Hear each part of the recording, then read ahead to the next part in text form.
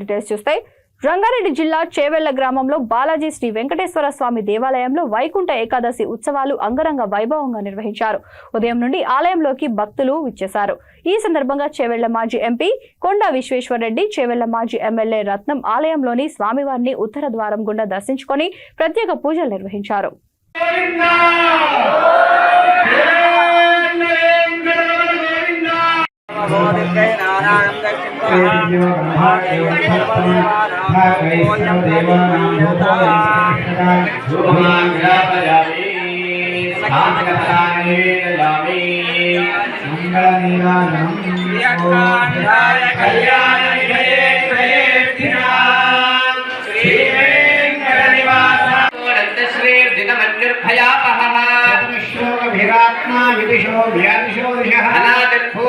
लक्ष्मी सुवीरो रुचिरांगदः जननो जन जन्मादिर्भीमो भीमपराक्रमः आधारनिलयो धाता पुष्पहास प्रजागरः ऊर्ध्वः सत्त्वधाचारः प्राणदः प्रणवः प्रणः प्रमाणम्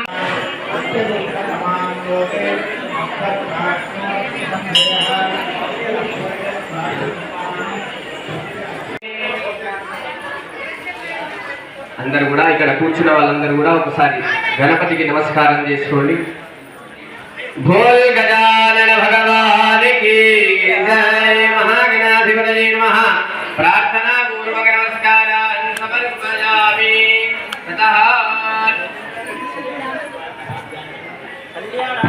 రాత్రాయ కామితార్థప్రదాయినే శ్రీమద్ వెంకటనాథాయ శ్రీనివాసాయ మంగళం. లక్ష్మీ వెంకటేశ్వర స్వామినే నమః. ఈరోజు చేవెళ్ల పార్లమెంట్ మిత్రులు, బంధువులు అందరికీ ఆరోగ్యంగా సంతోషంగా ఉండాలని కోరిక.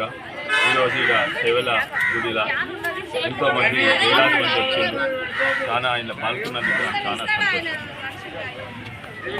వెంకటేశ్వర స్వామి ఆశీర్వాదం ఉండాలి. వారి ఆశీర్వాదం వల్ల ప్రజలందరూ సుఖశాంతులతో ఆయుర ఆరోగ్యాలతో చేవెళ్ల నియోజకవర్గం, అదేవిధంగా పార్లమెంటు, జిల్లా అందరూ సుఖశాంతులతో ఉండాలని భగవంతుని వెంకటేశ్వర స్వామిని ప్రార్థిస్తారు.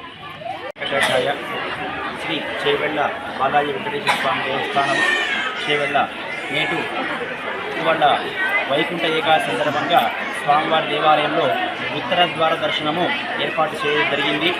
మరియు ఈ ఉత్తర ద్వార దర్శనంలో భాగంగా ఉదయం 4 గంటలకు అభిషేకము, 4:30 ప్రాంతంలో గోమాత పూజ, అనంతరం అర్చన, తర్వాత ఉత్తర ద్వార పూజ అయిన పిమ్మట సర్వదర్శనం ప్రారంభమైనది.